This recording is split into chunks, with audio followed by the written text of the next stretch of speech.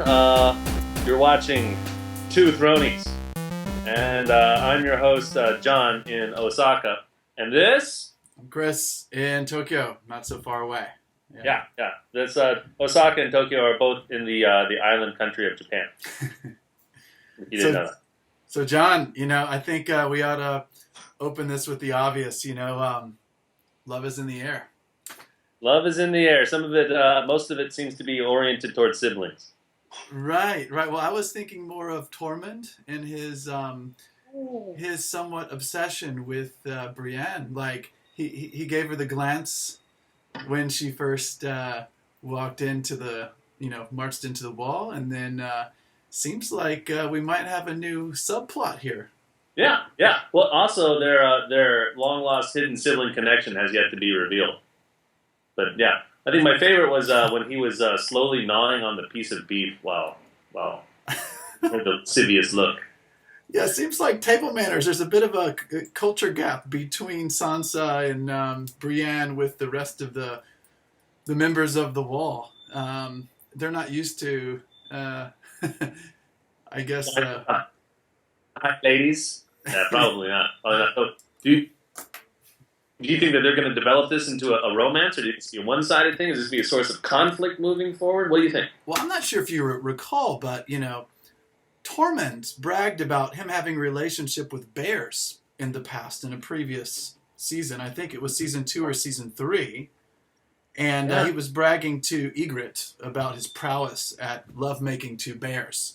So maybe he views Brienne, since she's so big and tall, maybe there's something about that's why he has that kind of natural attraction to connection with mammals that are larger than he is. Well, isn't his nickname Tormund the Giant's Bane?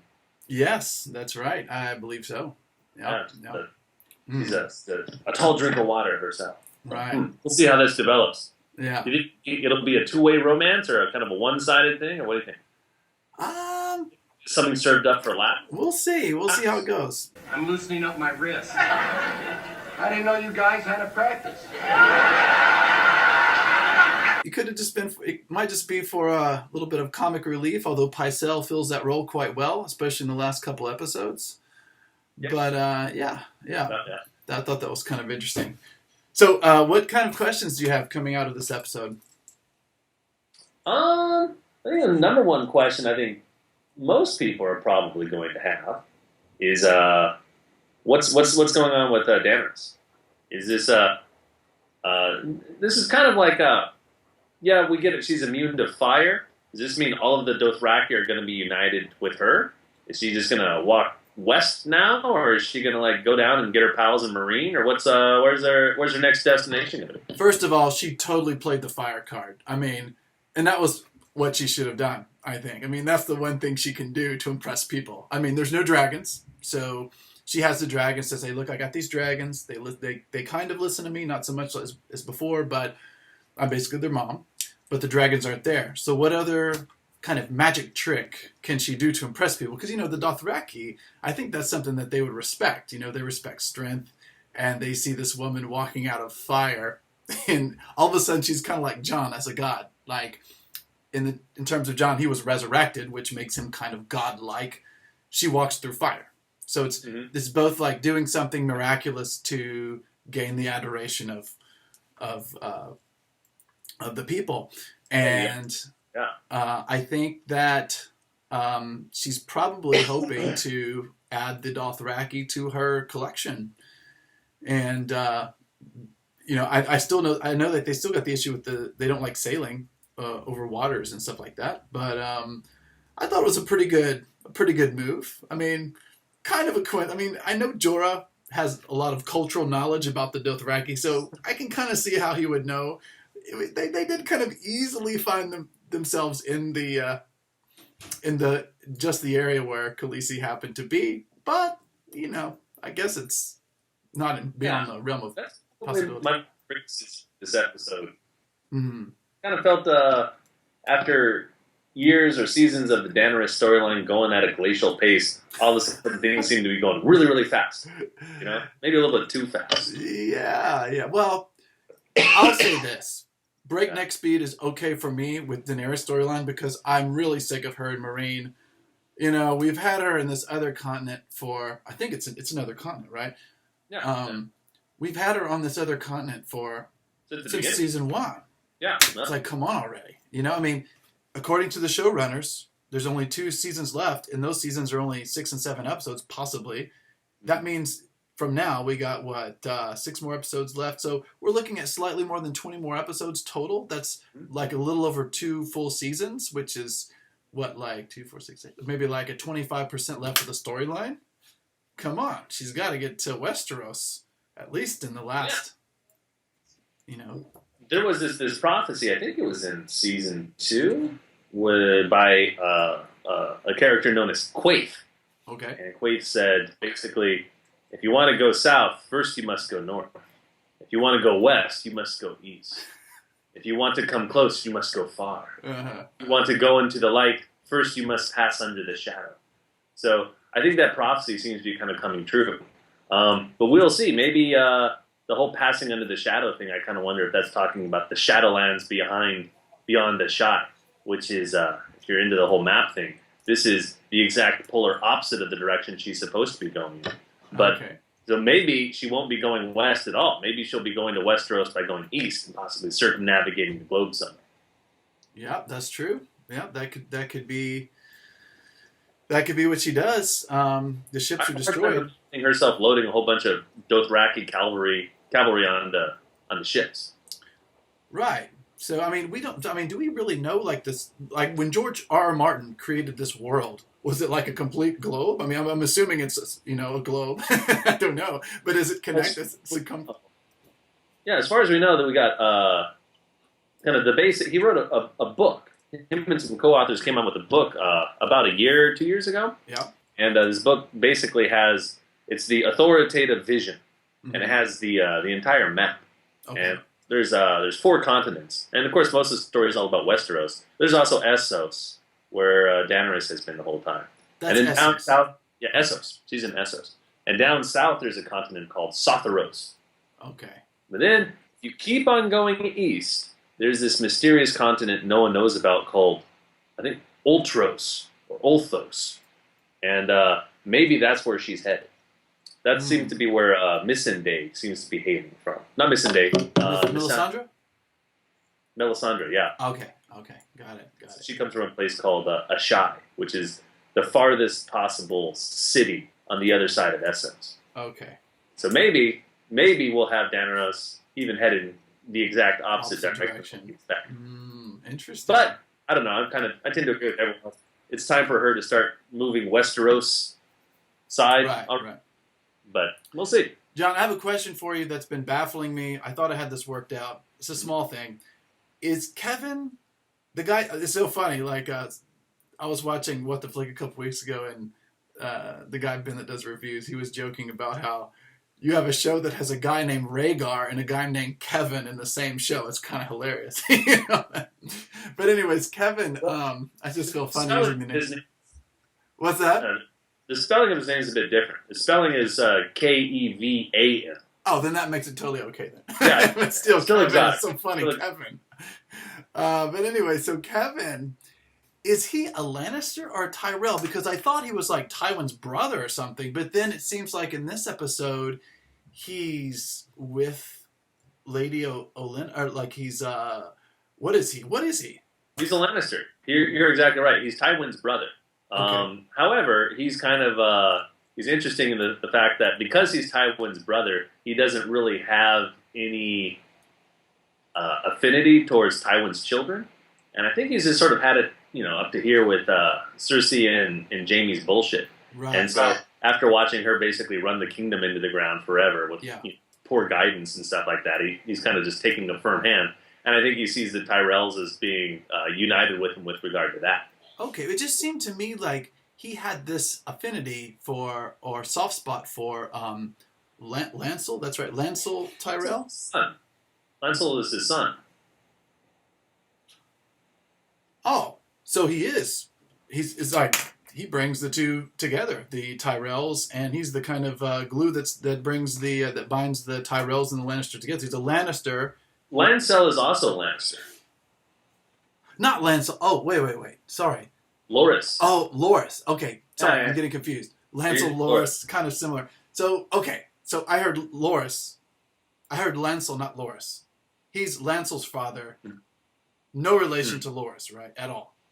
Okay. Just mixed up an L name. Okay. Got it. He's Loras' father. Easy to okay. Got it. 7,000 characters to keep track of here. So when they were talking about extricating Loras, they're talking about the religious zealot who has been brainwashed by the... That's Lancel. Loras is Loras the Queen's... Sorry. Queen's gay brother. Lancel, yeah. Lancel is the one that's been brainwashed. Loras was former King Rimley's lover. Okay, got it. That's it. I know the two, the names throwing me off a little bit. Okay, yeah. I got it. So one bigger question I have for you, John, is Cersei kind of being underhanded with this plot to the Tyrell? I wonder if it's actually a plot, that is kind of in line with her vindictiveness and spitefulness towards the Tyrells. Is this kind of like an elaborate plot with her and Jaime to basically get rid of the Tyrells, or is she sincere in wanting to ally in this way? Because the way that they made it sound was, okay, you're going to do this, and then you're going to do this, and then we're going to have this scheme to have your soldiers come in and take out the ISIS, So do you think that she's playing some trick here, or she's pretty straightforward in that regard? Well, I don't know. When she says she doesn't want to see the Queen humiliated, I don't believe that first. I think she would love to see Queen Marjorie humiliated in the same way she was humiliated. Right. However, I also think that in her eyes, this is the best way to bring down this High Sparrow cabal is to have the Tyrells do it. Because if it's a popular movement, who wants the Lannister name, tainted by this? The taking of it down. And so if you get the Tyrells to do it, I think, and if it goes sideways, they'll be blamed for it. If it works out all right, well, he gets his wife back. Maybe she'll get humiliated. But I tend to think she thinks something nasty is going to happen. There's going to be lots of bloodshed, and I think she's probably banking on the fact that it's going to go sideways. Mm. So that's my gut feeling. I also kind of think I could see a situation where Queen Marjorie is given the walk of shame, and I think this would really, really please Cersei a lot. But I can see it kind of backfiring in the sense of Queen Marjorie is so beloved by the people. Mm. It could be kind of this interesting, poignant scene where we're all expecting her to get viciously shamed, but maybe all of the people will say, start chanting, "We love you, Marjorie." And like when she was with Joffrey and she, went to the poorhouses and stuff like that. And yeah. Maybe they'll turn their backs as she kind of walks naked down the street. People will throw her clothes or something like that, and that would just infuriate Cersei. Right. So I could see something like that happening maybe sometime this season, but possibly. Basically, it sounds like you're telling me that you think the Tywin part of Cersei is coming out, the pragmatist. So let's use our enemies to defeat this other enemy for now, but it's not the kind of spiteful Cersei. It's more the pragmatist, the Tywin part of her acting out here. Okay. Yeah, that's what I think. I think it's the most practical thing to do would be to have other people shed blood for this thing. That's true. It's nonsense. You want to have an input to it. So I suspect that's what's going on. By the way, John, I think something that it would just be a total disservice if we didn't bring up the Stark reunion. I mean, wow, 5 years we've waited for Stark reunion. How do you think that went up? Do you think that they did that very well, or my feeling when I watched that scene, it struck me, wow, these two characters haven't been on scene since season 1. Yeah, and it was as a book reader, this is kind of the coming together, the whole Stark diaspora, and everyone's finally coming back together, and I liked watching it. Yeah. And so I don't know, but what do you think? Do you think it was cheesy? Do you think they did it well? I was thinking about when you saw Sansa. I liked the very first scene where they met up, and I thought Kit Harington really hit the mark that very first scene when he was walking down and he saw Sansa. I thought that was pretty good. And then, you kind of think, how would someone react in that situation? You haven't seen someone for years, but you have to consider they also lived together for many years. So it was almost like, if I haven't seen my brother for like 5 or 10 years because I'm living here in Japan, then I go home, there's a few awkward first few moments where it's like, oh, wow, been so long. And then you kind of ease back into joking around. And, so they were kind of warming up to each other when she was drinking the crappy Night's Watch ale and stuff. So I thought that was okay. They handled it well. Yeah. I have no problem. More heartwarming than the Greyjoy family reunion. The Greyjoy. Poor Theon. But before we move to that, I just want to ask you, John. Jon Snow seems a little gun shy now. Yeah. Getting killed will do that to a man. Right. I kind of like that because it's like, he died, he came back. No one has ever experienced that ever before. Well, in the Game of Thrones universe, of course, you have Beric or whatever his name is, right? But very few people, even in the Game of Thrones universe, have ever experienced this. And I wonder, do you think he's going to come out of his shell when it comes time to go against the Boltons, or there's always going to be this kind of hesitation again? Do you think this is kind of built into his psyche now? He's been kind of transformed by this very traumatic, and reasonably so. I think anybody would kind of be like, or do you think he's going to kind of grow his cojones back a little bit and be ready to take on the Boltons, with gusto? Yeah, it's hard to say, really exactly what we as the audience want to see from this character. Right. Yeah, I think they seem to be kind of setting up this whole the trajectory is now that Jon Snow is going to march down south to Winterfell and possibly meet up with the Umber army and maybe even the Manderley army and possibly even Littlefinger's Arryn army. I like that idea. However, I think the show is always pretty masterful at whenever you think you see a trajectory happening, it doesn't really happen like you think it's going to happen. You're probably right. So I'm kind of thinking everyone's going to get all ready to go march down south to Winterfell. And then who comes knocking on the door? The White Walkers. Oh, right. So I think that would be one of my predictions for next week.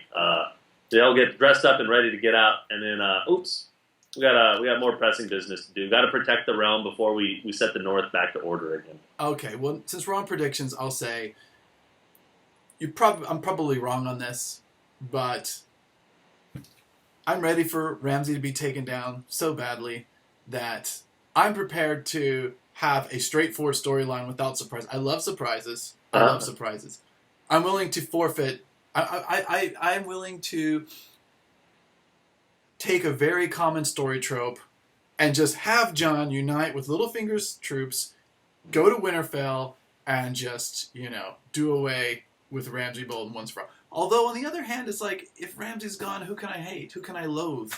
Yeah. That's another problem. It's like, who can replace that blackness in my heart for the villains in this show, The show needs a villain. There was one kind of key scene that happened in this TV show was Jon Snow gets what they call the pink letter. And the pink letter is this letter that comes from Ramsay Bolton in the book. I heard about that. Yeah. And that's what he starts reading, and of course Sansa, being the newly reformed Sansa is now this strong, hardcore character. She can continue reading the letter for him. In the books, there is some speculation as to whether or not Ramsay Bolton actually wrote that. Right, letter. I heard about that. Yeah. Yeah, and so there's it could be possible that the pink letter was sent by my feeling. My gut feeling would be Littlefinger sent that letter. He's always got his He's He's got something going on. Fingers wrapped around something, Yeah, and so it looks like, tendrils. Littlefinger's now going north with the Arryn army. Right. And so it could be that Bolton wants, I don't know, maybe he wants Jon Snow to attack Winterfell and basically weaken Winterfell, but not be able to finish it off. And then, Littlefinger's going to come in there with Sweet Robin. Sweet Robin. Joffrey waiting to happen. That's what Sweet Robin is. Yeah. I don't think he has Joffrey's his archery acumen, but right. Joffrey, to give credit where credit is due, he could shoot a fixed head of a boar on the wall right through the eye. It's a better shot. Definitely. Yeah. Mm-hmm. Yeah. Okay. Well, it looks like we covered a lot of ground here. Do you want to give a prediction? I like having an idea where we predict who we think's going to die. Okay, that's a good one. Do you like? In other words, we're taking for granted that at least someone will die in the next episode, or is it just someone that's going to die soon? I think I'm thinking next episode. I think we're at the stage where at least a minor character dies every episode. Like this episode, it was what was her name? Osha. Right, Osha. Osha died, and that was kind of a surprise because she's been around since season 1. Well, good, it was a good send-off for Osha because she went down fighting. Like she tried to pull her whole like, oh, I'm a wildling, I'm going to show you the wild ways, like she did with Theon when she escaped. Like she's used that. She's used that trick so many times. I think she's probably got out of so many situations by going that route. But the only thing that really kind of intrigued Ramsay with her was the idea of cannibalism. It's like, whoa. Oh, right. I do like how Osha's like, you Bolton's got nothing on the wildlings. We got people that eat people. So I like her kind of nonchalant at it. I love the way she came back. I thought if anyone is not going to be intimidated by, if any character that could possibly meet up with Ramsay like she did, if any character would not be intimidated by him, I feel like Osha's the person who, she's seen a lot of stuff. She's been around the block, around the North Block a few times. I think that was a good way to send her off. Like quick death. To be honest, anytime a character gets close to Ramsay like that, I know they're going to die. I just don't want them to be tortured if I like the character. So I'm happy she got a quick death. I knew it was going to happen. I knew she would never kill Ramsay. So I'm just glad that it was a quick death for her, Prediction. Yeah. Death. Oh, geez, who's going to die? I predict we'll see someone die in a flashback. Okay. Flashback this episode. Another walk down memory lane. I think so because last episode we saw the Tower of Joy, which was awesome, by the way. I don't think anybody could deny that. Totally redeemed themselves for the Sand Snake thing, which we talked about last week. I think we skipped Bran, so Bran's obviously coming back next week. And I think if someone's going to die, I think we're going to see, the next... Can we say it? I mean, the theory everybody knows, but hasn't been shown yet. I think Lyanna, we might see a Lyanna Stark. I don't know if it's going to be next episode, but I think we're going to see her pretty soon. And it could be the whole... I predict she maybe dies in childbirth. Okay. That's a decent prediction. I'm going to guess... I'm going to predict one of two people are going to die. Okay. Number one is Missandei. Melisandre? No. Missandei. The cutie patootie former slave, Daenerys' gal pal.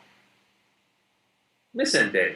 The curly hair. Oh, right. She's hooking up with Grey Worm, right? Well, not technically not hooking up, but and hook up with Grey Worm. Right. They're romantically involved, kind of. That's right. And I could see her death would be kind of a tragedy that might galvanize Grey Worm and bring him closer to Tyrion, and be like somehow both of those, maybe it'll make Tyrion a bit more hardcore, anti-Harpy, a little less. Right. Because it's like they're trying to tell him. That was something we kind of didn't talk about. I was like, does Tyrion, is he in over his head? Does he know what he's doing? Can he deal with these people? But yeah, that's a good point. Sorry, go ahead. Yeah. In fact, I kind of think Tyrion is not in over his head. I think he's in his element. Okay. I think Daenerys is all about knowing how to conquer people. And Tyrion's all about knowing how to rule people. Right. And those are two completely different skill sets. And I think this is where Tyrion is kind of this is a situation he's built for. I think the political stuff might have bored a lot of fans of the show. Yeah. But I thought that was a strong part of this episode. Right. All the political machinations that Tyrion was up to. So I enjoyed that. But anyway, my number 2 prediction, I think Loras Tyrell's going to go down. He could well, because we kind of saw a little bit of foreshadowing, like the kind of breaking of the spirit. And I was a little bit surprised. I mean, that's a good prediction, by the way, John. I think you might be on the mark there. I was a little bit surprised that Loras seems to be so. I mean, of course, we don't know how long he's been in that prison. He's used to the finer stuff, but I mean, he's one of the finest warriors. So you would think someone who has attained. I mean, he beat no, Brienne beat him actually, but he beat the mountain in a joust. He's a very accomplished fighter. We assume he's probably one of the top 10 or 15 in the realm. You think that even if you're, part of the elite, if you've gone through the kind of training to get that good, you'd have a kind of certain measure of discipline to deal with the situation like he's in. Like, then again, sorry, go ahead.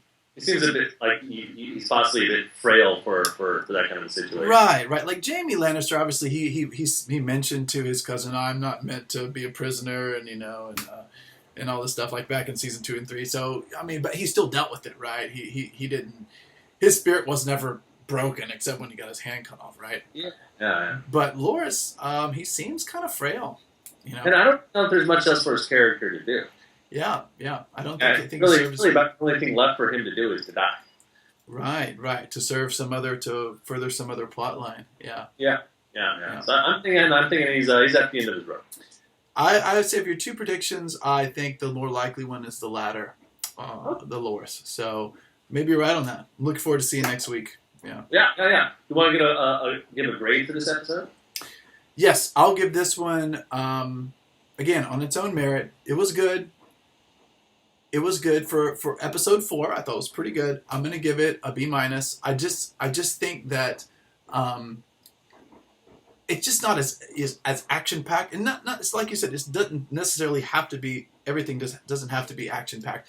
I liked most of the scenes.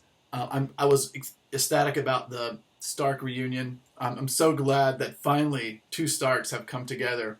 Well, Stark and a half Stark at least.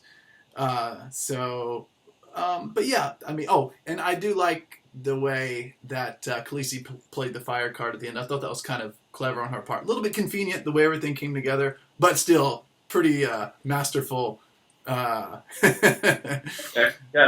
She was always in control, and it was interesting. You knew she was up to something, right? And I just preface it with a B. When I compare it to other shows, every episode is like an A+. But compared to the average Game of Thrones, I would say it's about pretty much an average episode, which is to say it's awesome compared to most every other show, but compared to the other Game of Thrones episodes, I'd give it about a B-. I think a good solid episode. I was thinking B- myself. My favorite aspect were the political machinations. I kind of enjoyed watching Tyrion do his thing, and it was kind of fun to watch Littlefinger and wonder what he's up to. So those were probably my 2 favorite things. The thing I had the trouble with was what Daenerys did at the end. It seemed a little bit contrived, a little bit shoehorned, a little bit throw in my magic cape and save the day, because that's what's convenient right now. Right.